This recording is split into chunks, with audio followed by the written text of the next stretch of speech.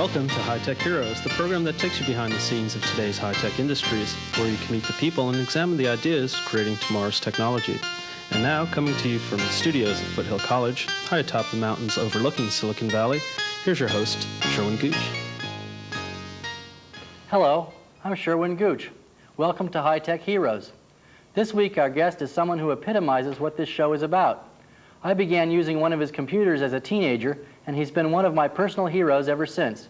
He holds degrees in mathematics and electrical engineering from the University of Minnesota and is known to be a windsurfer, a scuba diver, a builder of sailboats, and a digger of tunnels. For more than 30 years, the most powerful commercially available computers in the world have been machines of his design. As if designing the highest performance computers were not enough, he built them and brought up their initial operating systems as well, usually with a staff of no more than 30 people. It gives me great pleasure to introduce someone who is undoubtedly the greatest computer architect ever and possibly the greatest engineer of the 20th century. History will show that his works of the art of abstract symmetry rival those of Johann Sebastian Bach. Ladies and gentlemen, Mr. Seymour Cray.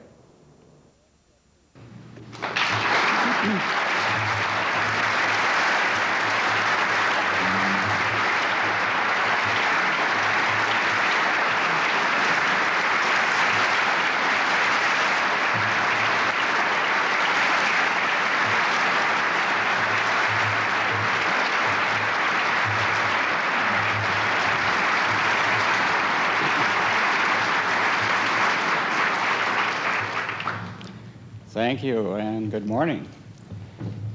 My primary mission today is to tell you everything I know about building a computer out of gallium arsenide. Now, that won't take all the allotted time because I don't know that much. So I thought you might enjoy a 10-minute history of our business as I remember it. For me, it began on the street in front of University of Minnesota in the spring of 1951. I'd run out of money, needed a job. It wasn't my money, it was the government's money, because I went to school on a program for World War II veterans, and you just have so much and then you have to quit. So there I was.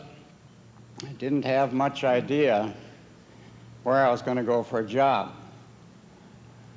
Actually, college recruitment at that time was not the advanced technology it is today.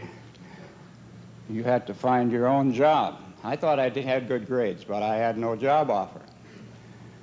So one of my instructors passed me and he said, "You found a job?" And I said, "No, I don't really know where to look." So he said, "Try the old glider factory in St. Paul." And I thought that was kind of strange, but since I didn't have any place else to look, I found the old glider factory. Well, what I didn't realize then was there were two groups in the United States attempting to build general-purpose computers. One of them was on the East Coast with Eckert-Mauchley. It was called UNIVAC, Universal Automatic Computer.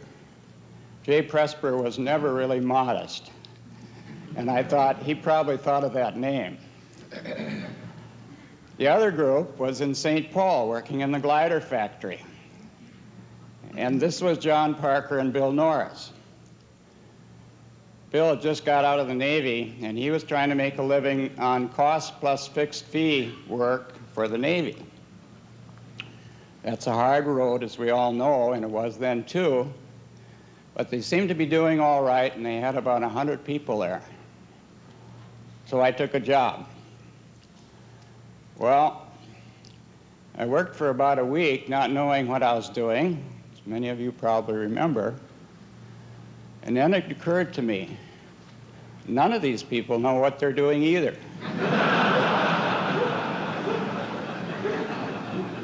I had read all the books in the library, which wasn't much.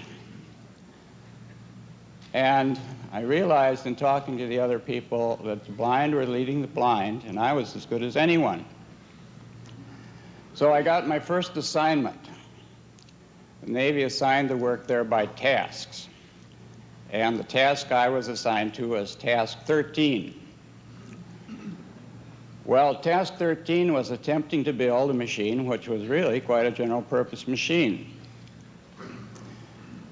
And my job was to build pulse transformers.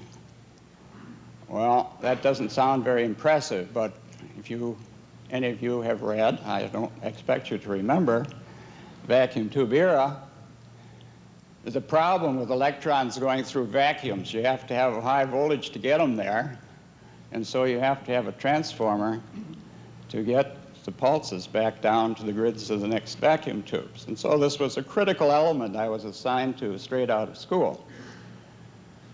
Well, I felt uniquely capable of doing this job because I had two powerful tools.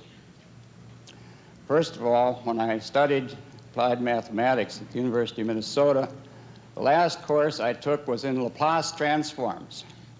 And I figured I could solve most any technical problem with Laplace transforms. The other tool I had was a circular slide rule.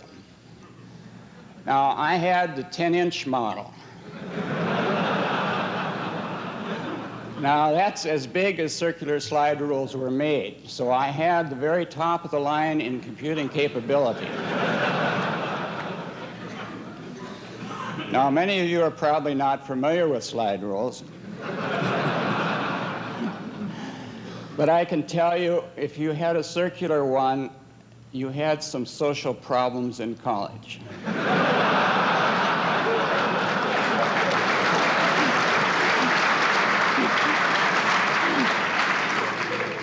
The reason was that almost everyone else had a straight stick slide rule. And they came in a nice leather case, almost always orange. And they had loops on the back so you could hang them on your belt. Those minorities of us that had circular slide rules, of course, couldn't hang them on our belts. So as you walked around the campus, people looked at you kind of funny in the engineering campus, and they thought, of course, you suppose he's really not an engineer. But here came the payoff, I thought, because I knew I had this powerful computing tool and a way to solve the problem, so I went right to work. And I made reams and reams of calculations for my pulse transformers. And sure enough, the Laplace transforms worked. I built a prototype. It worked, and task 13 went into production with my pulse transformers. So I felt quite smug. And then one day, when I felt I was caught up in my work, I decided to take a walk down the glider factory and see what else was going on. Now, this was a big building. It was 2 blocks long, 1 block wide, and 30 feet tall. There's a little story about that I should mention, too. Why in the world is a glider factory in St. Paul? Well, this was left over from the government in World War II. And it had to do with landing in France on D-Day. They glued together a bunch of wooden gliders, and they hung them together with ropes, and they pulled them over the channel with one airplane. There was an airplane shortage in those days. And so the idea was, after you pulled them over the channel, you could cut them all loose and they'd float down to France. And they actually were used at D-Day, but in a very minor way.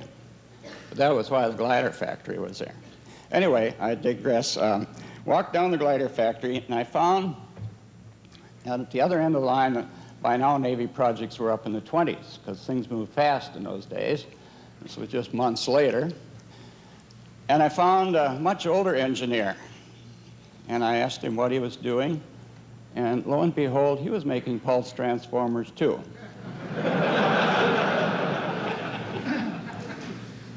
And I told him about how I made pulse transformers using Laplace transformers and my big 10-inch circular slide rule.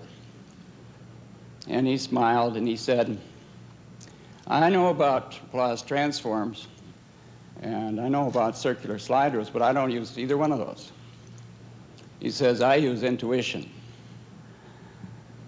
And I thought, wow, here's something new. He said, I've been doing this so long, I can pretty much guess how to do it. And so I just make a few this side and that side of what I think is optimum, and I try them, and it goes much faster than doing all that calculating. And so I put away my circular slide rule, and after that I used intuition. So that was my very first lesson. Mr. Cray has been telling us about the early days of computer architecture. Here's a story I heard about him from those days. In the early days, some administrators wanted to install parity checks in their machines to see if their computers were supposedly working right. Seymour responded, "Parity's for farmers." It's become a famous quote among Cray fans. He supposedly said, "If it's broke, fix it. Parity's for farmers." Watch out, watch out. Drugs. I stop. You shouldn't stop. Watch out, watch out. Drugs. I stop. You shouldn't stop. Watch out, watch out. Drugs. I stop. You shouldn't start.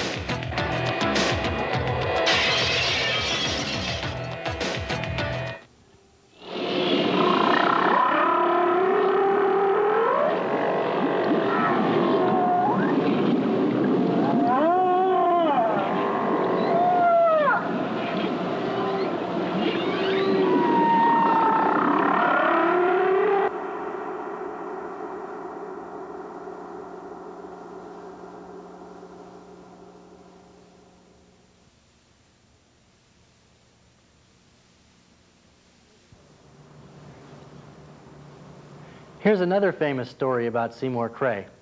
At least this is the way I heard it. Seymour used to build a new sailboat every spring.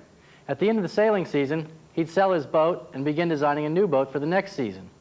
His designs were unique, and it wasn't obvious how to use some of the more unusual features. Owners of Seymour's old boats were constantly asking him how to use some novel feature. To save time, Seymour began burning his sailboats at the end of the season, rather than selling them. Well, the Navy tasks moved on. Didn't take long. A year later, I was on another project.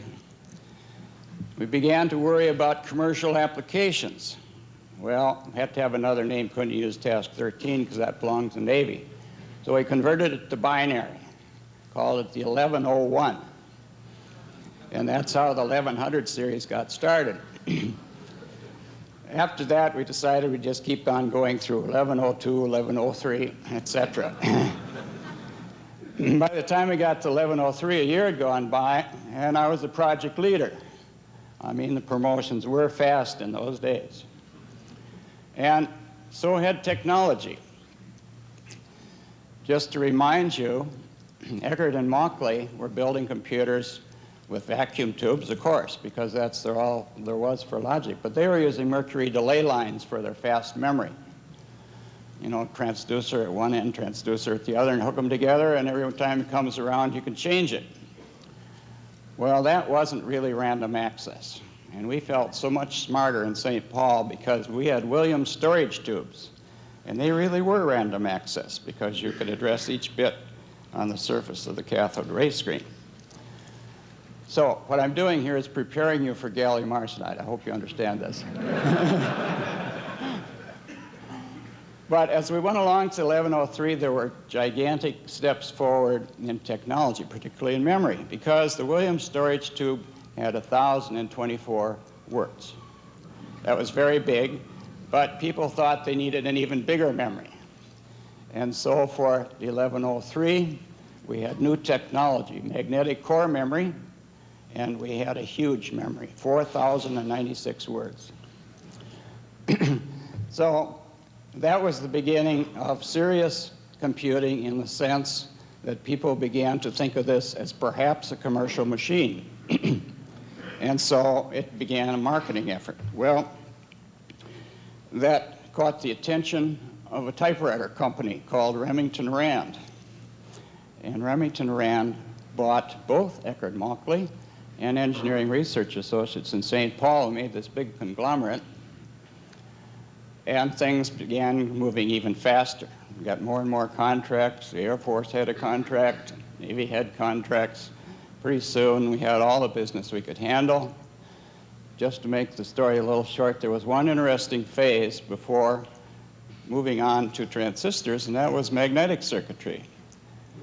This was a very interesting phase, but didn't last long. After vacuum tubes, there was a period in which the square hysteresis characteristics of molypermalloy offered an opportunity to make high-speed digital circuits without using so many vacuum tubes. You still needed a few to make big power pulses, but then the power pulses went through these networks of magnetic circuits, and you got the gain from the square hysteresis characteristic of the metal. A wonderful product of the steel mills of the United States. Well, one of the things I'm most proud of is a patent I got at that point in time. Those of you who are familiar with patents should appreciate this. I got a patent for parallel magnetic circuitry. And the thing I'm proud of is what the patent examiner wrote on it. This was hard to believe then, it's even harder to believe now. He said there was no prior art. Fantastic. I'll always keep that patent. Anyway, it only lasted a couple of years. There's a few products delivered to the Navy, and then the transistor came along. Now, they weren't the kind we have today. They were made out of germanium. They were called surface barrier toasted transistors. I never understood the toasted part, but it must have had something to do with process. Anyway, they were very fragile electrically. Just look at them crooked and they burned out. But they were faster than the magnetic circuitry, and so I have to believe it was the wave of the future.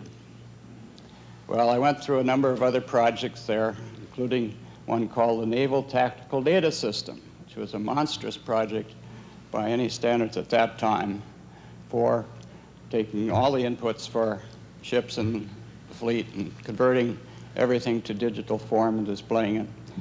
And it was a very successful program, but the company was getting too big for me, so I decided it was time to move on. Sold it to Bill Norris because he was having trouble with Remington Rand management.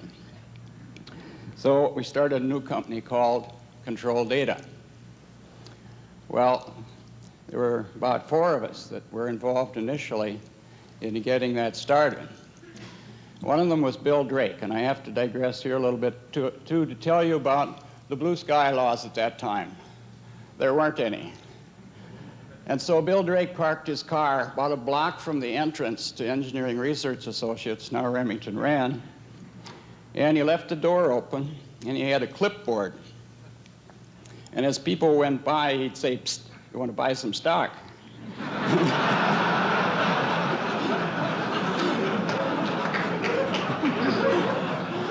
And the word got around, and a lot of people stopped in. I stopped in, too, and I gave them all the money I had, which was $5,000. And he raised $600,000, which was kind of unbelievable for open-door policy at that time. Anyway, that's the amount of money Control Data started with. So we got a little corner office in a warehouse in downtown Minneapolis, belonged to the Minneapolis Star and Tribune. Working conditions weren't good there because we had just an office for about 10 people, and the rest of it was all open area. It was filled with newsprint. Well, newsprint came in monster rolls that weighed about 2 tons. And they were piled in one side, and I had this little lab on the other side. And I worked mostly at night, and there was this noise at night because there were little wooden blocks under these big rolls, and they keep slipping. And you could hear this slipping noise, and you knew if any one of them let go, there'd this big roar, and they'd all roll across the room and smash me into the wall. So that was the problem at night. There was a problem during the day, too, because the propane trucks were running all the time, and you could hardly breathe in there.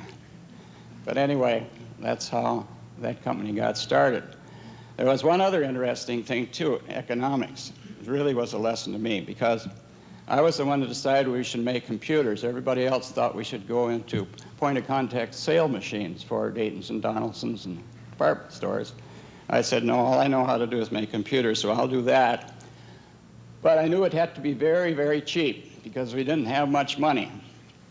So I went to the local store, which was sort of the Radio Shack of that time, and I said, what's your cheapest transistor? And they found me one made by General Transistor, cost 37 cents. And I thought, great, I'll take all you have. And I went back and I tried to make a circuit out of these things. And they were, characteristics were just all over the place, no two alike. But never mind, I had to do it. So I made a circuit that was very, very tolerant. And it worked. Diode transistor logic, it was called. Well, I went back and got some more. And they kept stocking up, kept going back and getting more. And then one day, the economics came to me. A man appeared at the door. He was from General Transistor.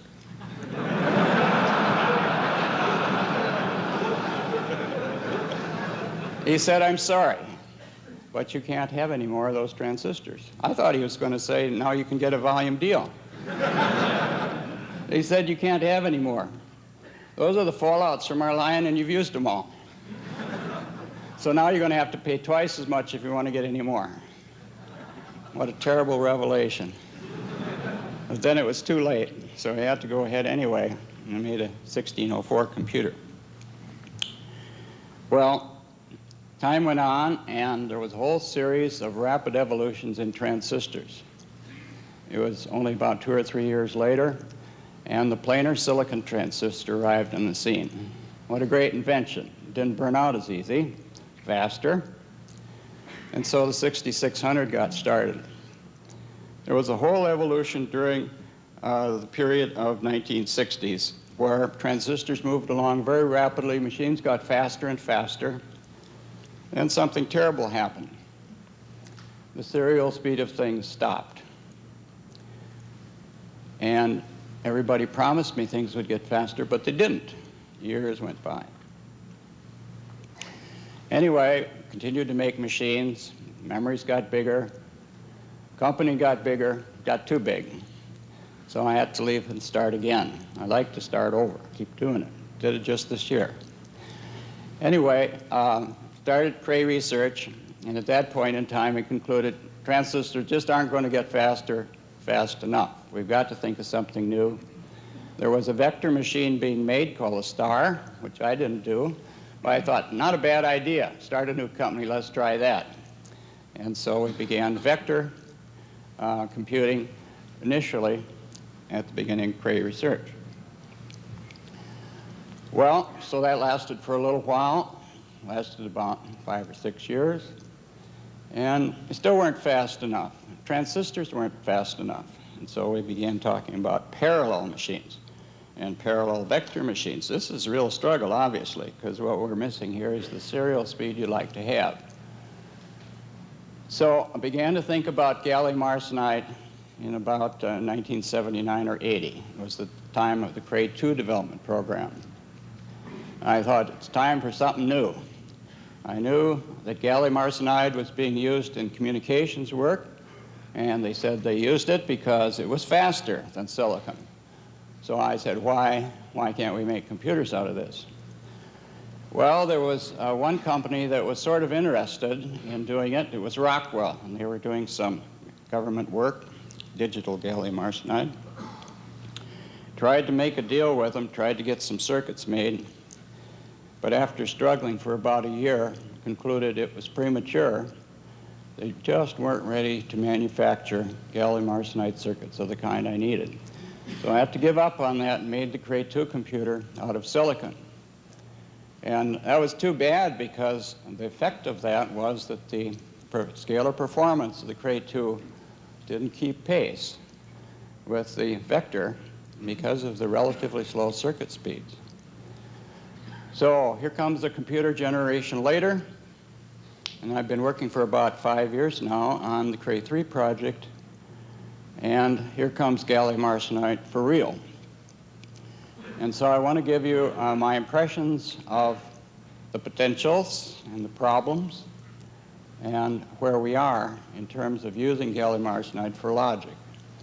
There's no way right now we can use it for memory. So the Cray 3 computer is a combination of gallium arsenide for the logic and silicon for the memory. Not as incompatible as you might think, because the way that we're using gallium arsenide, very primitive form. It's called diode transistor logic. It's the same as the 1604 was 20 or so years ago.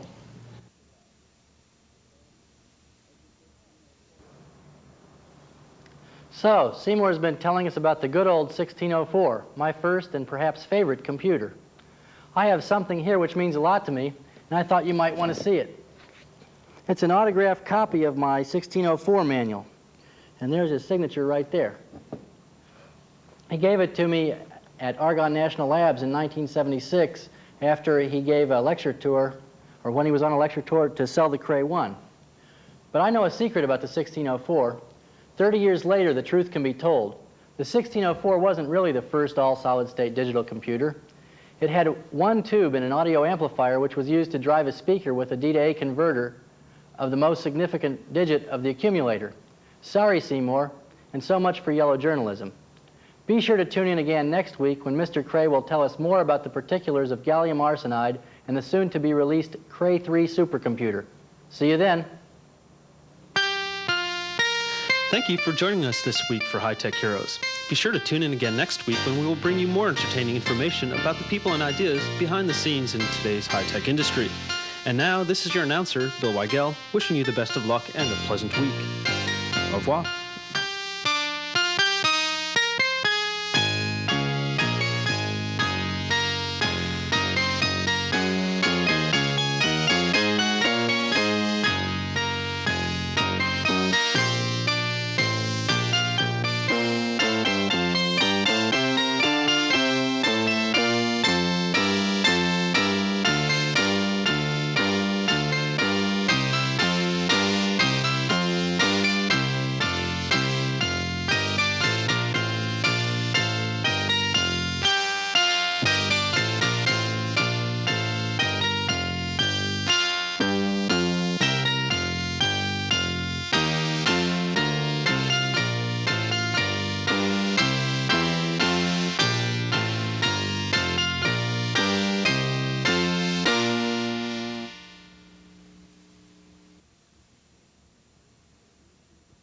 Videotaped lectures of many industry leaders are available from University Video Communications of Stanford, California. This episode of High Tech Heroes has been made possible in part by grants from Supersoft Incorporated of Sunnyvale, California, Kinetic Microscience, San Jose, California, Cybernetic Arts, Sunnyvale, California, Big D Closeouts, Sunnyvale, California.